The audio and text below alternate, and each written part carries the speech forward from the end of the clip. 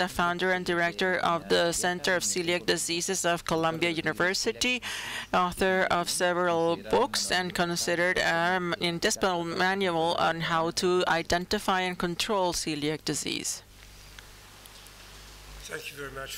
Muchas gracias por la presentación. Gracias por quedarse hasta el final del día. Ha sido realmente muy interesante. Voy a hablar acerca de las terapias para la enfermedad celíaca. Hemos estado hablando de esto durante ya 15 años, así que no se desanimen mucho. Sabemos mucho acerca de por qué un individuo tiene enfermedad celíaca, y es el conocimiento de la patofisiología lo que nos ha permitido el desarrollo de medicamentos específicos. Nosotros no evolucionamos para comer trigo, sino para comer carne. Y cuando comemos carne, las enzimas dividen la carne en aminoácidos trímeros y dímeros. Pero cuando se digiere el gluten,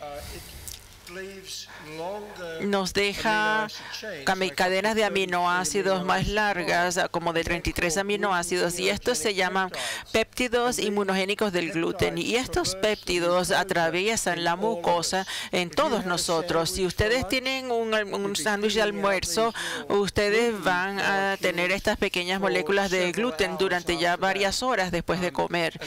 Y a mí me gusta esta información porque esto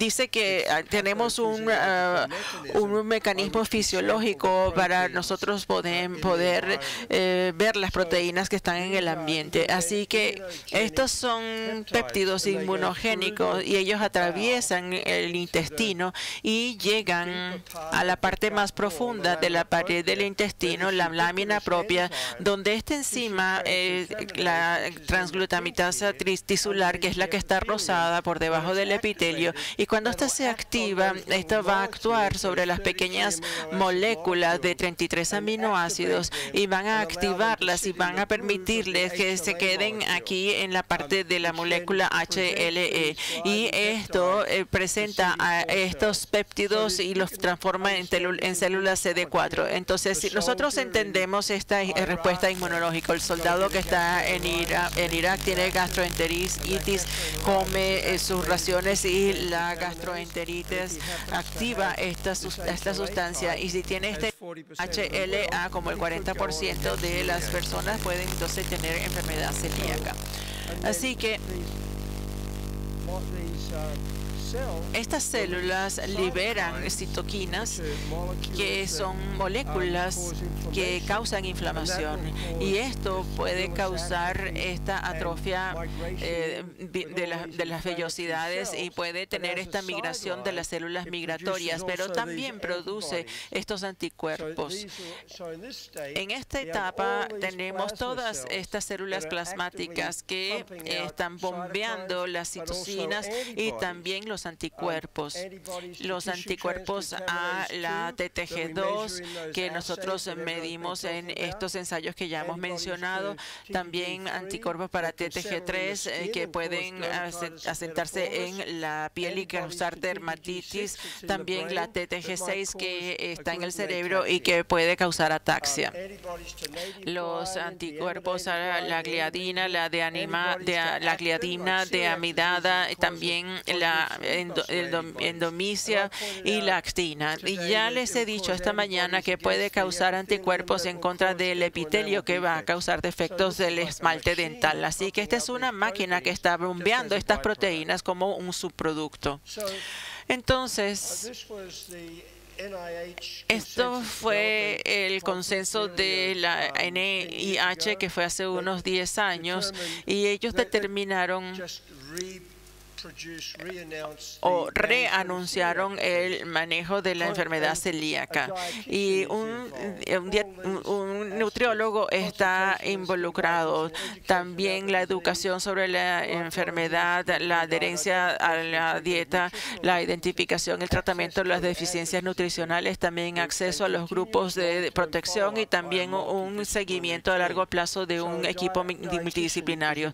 Entonces, los nutriólogos son muy importantes, pero ¿con cuánta frecuencia los ven? Tuvimos un cuestionario de aproximadamente 400 personas y 21% nunca fue a ver un nutriólogo, 40% los vieron una sola vez y el otro 40% lo habían visto más de una vez. Entonces, la única asesoría sobre terapia es de un nutriólogo, pero no muchos pacientes los ven. Así que la dieta libre de gluten fue un avance en la terapia porque ha mejorado muchas vidas. Generalmente es efectivo en la mayor parte de los pacientes y generalmente es seguro para la terapia a largo plazo. Y existe el potencial de que haya deficiencias nutricionales y yo he visto personas con manifestaciones neurológicas de deficiencia de vitamina B6 porque no tienen harinas fortificadas que fuimos las que mencionamos esta mañana. También hay deficiencias de folato y nosotros medimos el folato como para medir qué tan saludable es la dieta. Y también la tolerabilidad varía en estas dietas y también es difícil de mantener. Este estudio fue publicado en el Journal Appetite de la parte norte de Inglaterra y le preguntó a las personas con cuánta frecuencia consumen gluten. Solamente 30% no sabía que había tomado gluten de manera intermitente. Este porcentaje, 12%, tenían lapsus intencionales y estos tenían también lapsus no intencionales y no intencionales. Así que las personas están comiendo gluten y lo sabemos a partir de los estudios que analizaron estos péptidos de gluten y que van a la clínica para la visita después de 6 meses. Entonces, las personas tuvieron las mejores de las intenciones, pero estaban cansados de hacerlo. Entonces, este consumo no intencional de gluten tiene que ver con este estudio del Food Science Lab que probó 78 muestras que fueron etiquetadas como libres de gluten. Esto era básicamente comidas de desayuno y 20% tenía más de 20 miligramos por kilogramo. Sería 40% si vemos los requerimientos para que libre de gluten esté por debajo de 20 miligramos por kilogramo. Entonces, estas personas estaban comprando alimentos libres de gluten, pero desafortunadamente sí están comiendo gluten, están comprando comidas con gluten. Y hablamos acerca de este dispositivo portátil de detección de gluten, NIMO. Ahora está disponible nuevamente en los Estados Unidos y nos interesó saber cómo se utilizaba. Y es una cosa bastante pequeña, uno coloca el alimento, uno espera 2 o 3 minutos mientras todos los demás están comiendo y después va a salir con una cara sonriente o no si tiene menos de la cantidad o más de la cantidad. Y vimos la información acerca de esto porque el dispositivo estaba alimentando la información a la compañía para que las personas pudieran examinar los resultados de esta máquina. Y publicamos esto, la detección de gluten en las comidas con etiquetas libres de gluten. Eso fue un análisis de datos de un grupo de personas y encontramos que aproximadamente un tercio de las comidas de los restaurantes que decían gluten free tenían niveles detectables de gluten. Y parte de esto está en el rango de libre de gluten, menos de 20 miligramos por kilo. Y también se midió durante la cena y durante el desayuno. La pizza y la pasta eran los que más probabilidad tenían de contener gluten. Así que las personas están consumiendo gluten. Este es un estudio de Beth Israel en Boston, donde tomaron la percepción de los pacientes de la carga del tratamiento y compararon la enfermedad celíaca a otras condiciones. La enfermedad celíaca, la carga percibida de la enfermedad celíaca y su manejo y tratamiento estaba en segundo lugar comparado con la insuficiencia renal crónica, es decir, alguien que recibe diálisis. Y las personas están experimentando una carga muy grande de manera muy poco favorable.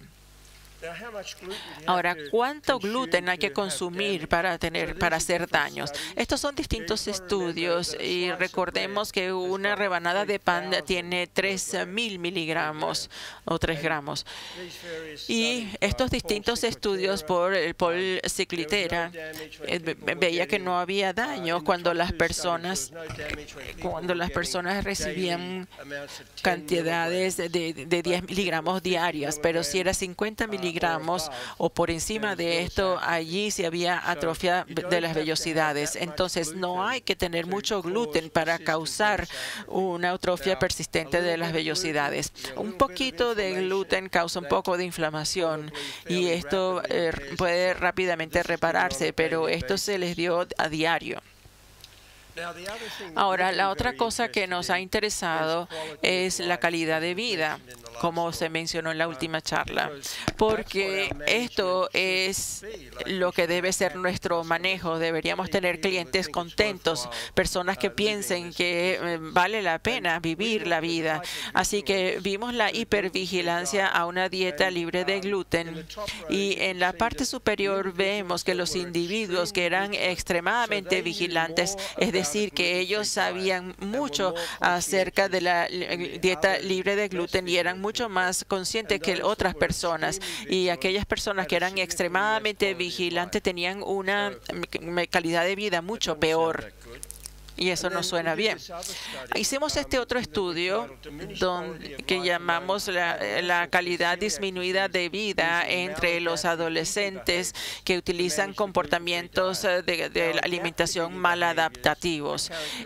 Los adaptativos se caracterizan con una mayor flexibilidad, una confianza en vez de un comportamiento de control y hay menos preocupación con respecto a los alimentos. Y la mitad de estos adolescentes tenían comportamientos maladaptativos.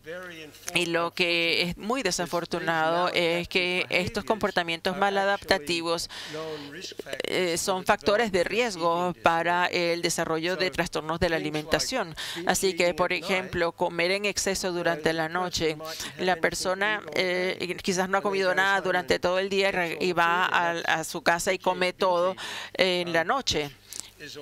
Y esto es un comportamiento alimentario maladaptativo. Y también tenemos este otro problema que con frecuencia me hace preguntar qué es lo que estamos haciendo. Uno puede tomar a un individuo que no tenía síntomas. Este es, por ejemplo, la hermana de un caso índice en una familia. Y se hizo el diagnóstico y después del diagnóstico y después de un periodo en una dieta libre de gluten, se los expone al gluten y se enferman. Ellos tienen náuseas y vomitan. Esto ha sido examinado. ¿Por qué ocurre esto? Y en la parte inferior vemos lo común que es esto. Entonces, este es un estudio de un grupo de Melbourne y 92% de estos individuos reaccionaban a 6 gramos de gluten y reaccionaban con náusea y vómitos. Y esto se ha demostrado que se debe al uso de una prueba de IL-2 para las personas que tienen una dieta libre de gluten.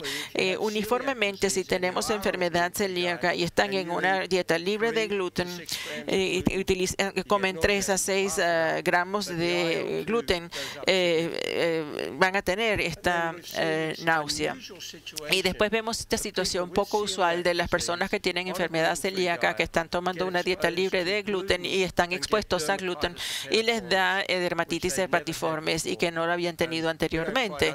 No entendemos en realidad por qué ocurre esto. Así que con frecuencia me pregunto qué es lo que estamos haciendo, tomando a las personas que piensan que están bien y les estamos dando una enfermedad y después los enfermamos cuando les damos gluten. En general pensamos que una dieta libre de gluten no es saludable porque tiene poca fibra, hierro y vitaminas B. Y cuando uno compra, por ejemplo, unas barras de alimentación, tienen mucha sal y mucho azúcar y grasas.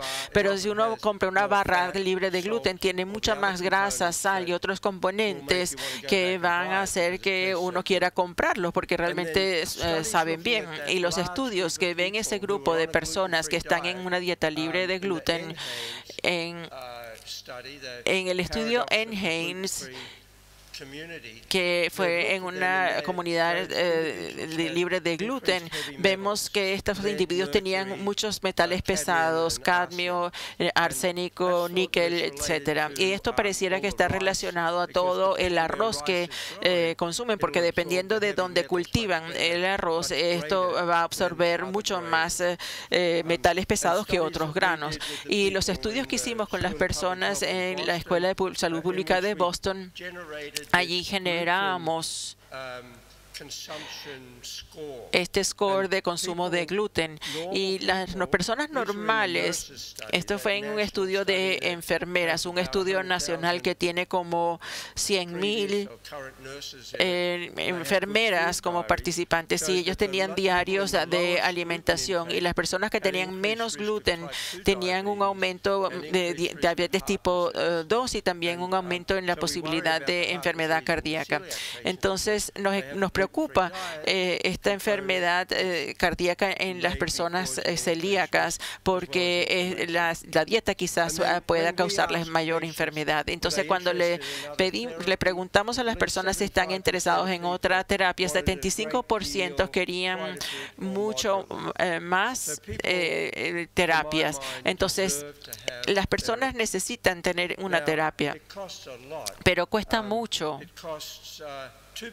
Cuesta 2.6 millardos de dólares tener un medicamento en el mercado, y menos del 12% de los fármacos candidatos que puedan entrar a la fase 1 de los estudios clínicos realmente van a ser aprobados por la FDA. Por lo tanto, ha sido interesante como clínico realmente estar involucrados con estas compañías y ayudarles a levantar capital, ayudarles a diseñar los estudios y a realizar los estudios para saber en realidad de qué se trata el desarrollo de los fármacos. Pero realmente requiere mucho dinero para llevar un fármaco al mercado. Esto me lo dio Francisco León y nos muestra como 36 terapias distintas que han sido consideradas, y hubo planes y estudios tempranos para las personas que tenían enfermedad celíaca. Así que hay muchas consideraciones hoy en día con respecto al desarrollo de terapias, y ya hemos aprendido en qué se basa todo esto. Entonces tenemos medidas como alterar el trigo, que ya mencionamos, es decir, eliminar la parte tóxica del trigo. También tenemos las enzimas y las glutenasas para digerir el gluten, y son bastante atractivas estas posibilidades. Los doctores generalmente lo prescriben enzimas, así como nosotros hacemos para las personas que tienen deficiencias de lactasa glutenasa o pancreatitis crónica. También se han utilizado la coliestamina para unir el gluten, pero esto no lo hemos escuchado mucho, y también evidencias de que los probióticos pueden ser útiles. Pero las enzimas han sido las que han avanzado más hoy en día. Todavía están participando en el juego porque los otros medicamentos ya los desecharon.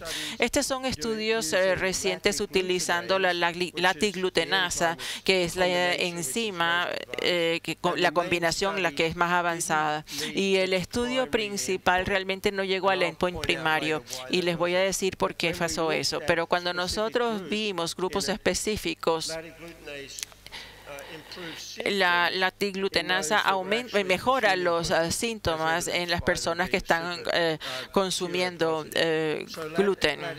Así que la latiglutenasa sigue estando en el mercado. Ahora, hay enzimas mucho más potentes que potencialmente van a ser estudiados, pero simplemente están en esa fase ahora. Estos son datos para la larazotida, y lo que quiero que vean aquí es este periodo de entrada. Tenemos el placebo que está en blanco, y aquí tenemos las distintas dosis. Si nosotros vemos a esta parte de acá, en el periodo inicial, vemos que este es el score de síntomas, y vemos que van mejorando. Así que pareciera que es una experiencia de la vida normal, pero lo que ocurre es que las personas cambian su comportamiento cuando participan en un estudio.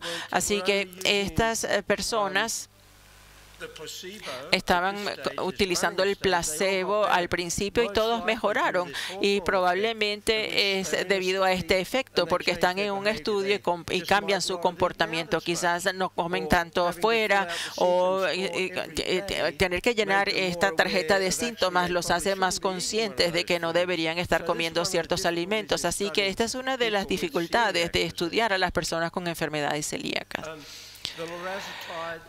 La lorazeptina, que supuestamente iba a reducir las uniones celulares, no funcionó en los estudios, así que por eso ya se dejó de utilizar.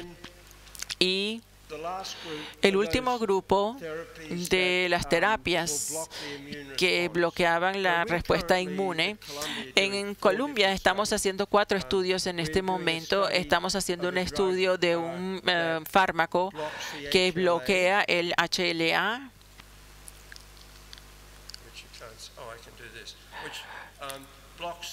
bloquea la molécula, la de amidada que entra aquí gluten, así que esto suena bastante atractivo.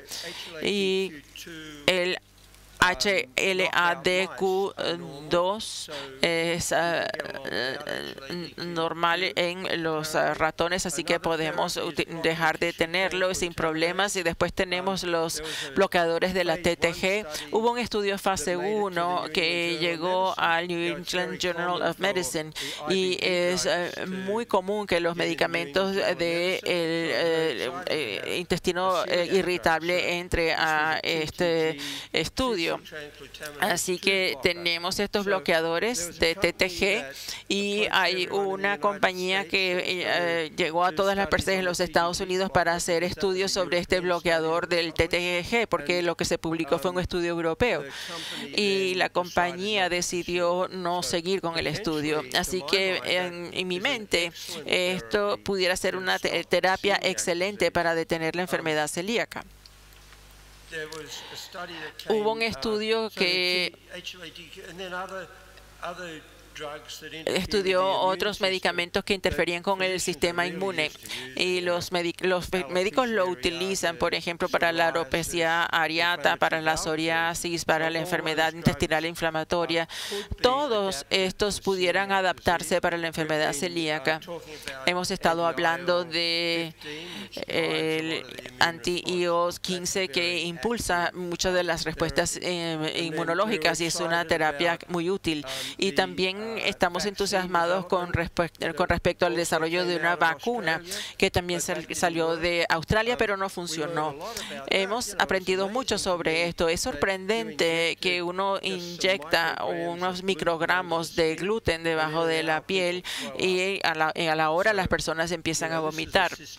Así que este es un trastorno sistémico, es un trastorno sistémico activado por la reacción inmunológica.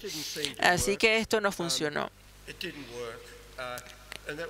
Y probablemente esto se debió a que solo tenían 3 tipos de péptidos de gluten en la vacuna y tenemos que tener un grupo de péptidos mucho más diverso, y es parte de esta terapia con nanopartículas que se está desarrollando en términos de tolerancia a la inmunidad, y están inyectando gliadina en una nanopartícula y se lleva al hígado, y esto es bastante entusiasmante, y van a publicarse estudios que muestran que esto puede inducir la tolerancia para los individuos con enfermedad celíaca. Así que hay terapias que van a venir en el futuro. Por lo tanto, hay problemas. La FDA dice que un fármaco tiene que hacer que las personas se sientan mejor, pero esto sorprendió a muchas personas porque muchas personas con enfermedad celíaca no tienen síntomas. Ellos solo tienen síntomas intermitentes, pero un medicamento tiene que hacer que las personas se sientan mejor. Así que tenemos que incluir personas en estos estudios, de personas que tengan síntomas, pero si van a recibir gluten, realmente no pueden estar tan enfermos como para salirse del estudio. Y este comportamiento de la vida real me indica que los estudios tienen que dar algún tipo de desafío de gluten. Tiene que verse como la vida real, darles gluten 1 vez o 2 veces por semana de manera ciega. Y también hacerlo con el régimen de placebo o del fármaco, porque inicialmente tenemos que saber quiénes van a recibir gluten o placebo para demostrar que el medicamento protege contra el gluten, pero en la situación real uno debe tener esos picos de gluten. Todas estas terapias son para ayudar a las personas con una dieta libre de gluten. Muchas personas piensan que esto va a reemplazar la dieta, pero en la actualidad la FDA solamente está permitiendo estudios para ayudar con la dieta. Y esto tiene sentido porque realmente no sabemos cuáles son las consecuencias a largo plazo de las personas que no van a seguir la dieta durante 10, 20, 30 años. Inicialmente, cuando yo empecé a hacer este estudio, muchas personas fueron diagnosticadas en los años 40 o 50 y a los 65 años tenían cáncer, así que nosotros sabemos que este tipo de cosas ocurren. Así que esta es una de las razones por las cuales las terapias solamente ayudan a las personas que están en una dieta libre de gluten. Pero tenemos el tema de la cura y de la prevención. Así que esperemos que en algún día las personas no se asusten cuando esto ocurra. Muchas gracias.